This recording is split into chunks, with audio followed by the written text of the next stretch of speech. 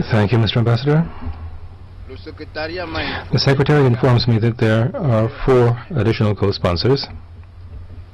I now give the floor to the members of the Council who would like to take it to make general comments. I see none. Oh. Let me take the list. Italy, Montenegro. Anyone else? United Kingdom. Well, I'll close the list now. I'll give the floor to the representative of Italy.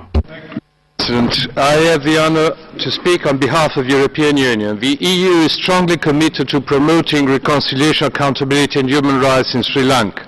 Despite some positive elements, including on reconstruction and resettlement of internally displaced persons, limited progress has been made in fully implementing the UNHRC recommendation and in addressing the broader issues of reconciliation and accountability, as highlighted also in the report of the High Commissioner.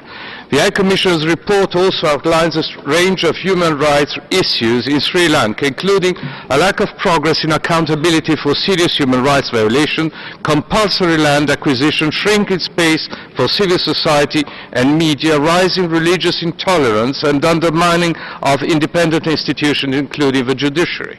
The EU shares these concerns and urges the Sri Lankan government to uphold its international human rights obligation and make progress on the full implementation of the recommendation of the UNHRC.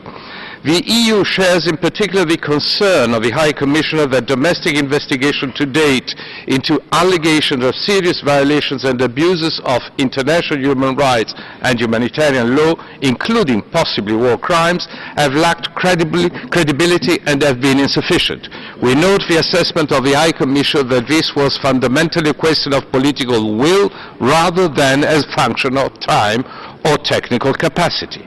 The resolution before us addresses inter alia this absence of credible domestic efforts by the Sri Lankan government by requesting the OHCHR to conduct a comprehensive independent investigation into these matters of major concern to the Council and in support of the recommendation of the High Commissioner. The European Union lends its full support to the resolution and calls on all members of the UN Human Rights Council to equally support its adoption. Thank you, Mr. President.